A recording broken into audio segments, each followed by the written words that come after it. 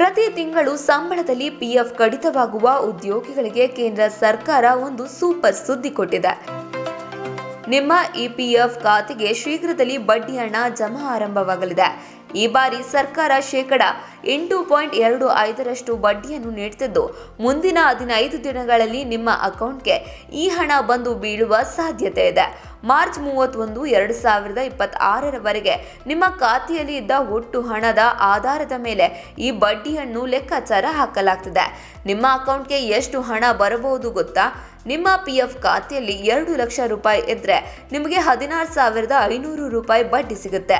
ಅದೇ ನಿಮ್ಮ ಖಾತೆಯಲ್ಲಿ 5 ಲಕ್ಷ ರೂಪಾಯಿ ಇದ್ರೆ 41,250 ರೂಪಾಯಿ ಹಾಗೂ 10 ಲಕ್ಷ ರೂಪಾಯಿ ಬ್ಯಾಲೆನ್ಸ್ ಇದ್ರೆ ಬರೋಬ್ಬರಿ 82,500 ರೂಪಾಯಿ ಬಡ್ಡಿ ಹಣ ನಿಮ್ಮ ಅಕೌಂಟ್ಗೆ ಸೇರಲಿದೆ.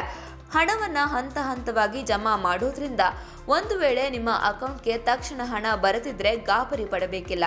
ನಿಮ್ಮ ಖಾತೆಗೆ ಬಡ್ಡಿ ಬಂದಿದೆಯೇ ಎಂಬುದನ್ನು ಚೆಕ್ ಮಾಡೋದು ತುಂಬಾ ಸುಲಭ. ನೀವು ಇಪಿಎಫ್ಒ ವೆಬ್ಸೈಟ್ ಅಥವಾ ಉಮಂಗ್ ಆ್ಯಪ್ ಮೂಲಕ ನಿಮ್ಮ ಪಾಸ್ಬುಕ್ ನೋಡಬಹುದು. ಇಲ್ಲವೇ ನಿಮ್ಮ ಮೊಬೈಲ್ ನಂಬರ್ನಿಂದ ಮಿಸ್ ಕಾಲ್ ಅಥವಾ SMS ಕೊಡುವ ಮೂಲಕ ಬ್ಯಾಲೆನ್ಸ್ ಚೆಕ್ ಮಾಡ್ಕೋಬಹುದು. ಇದರ ಜೊತೆಗೆ ಪಿಎಫ್ ಖಾತೆಗೆ ಇನ್ನೊಂದು ಅದ್ಭುತ ಸೌಲಭ್ಯ ತರಲು ಪ್ಲಾನ್ ಮಾಡಲಾಗ್ತದೆ. ಇನ್ಮುಂದೆ ನೀವು ಪಿಎಫ್ ಹಣವನ್ನು ಹಿಂಪಡೆಯಲು ದಿನಗಟ್ಟಲೆ ಕಾಯಬೇಕಿಲ್ಲ.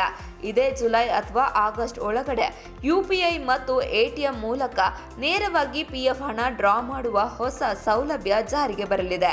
ಇದರಿಂದ ತುರ್ತು ಸಂದರ್ಭಗಳಲ್ಲಿ ತಕ್ಷಣ ಹಣ ಪಡೆಯುವುದು ಸಾಧ್ಯವಾಗುತ್ತದೆ.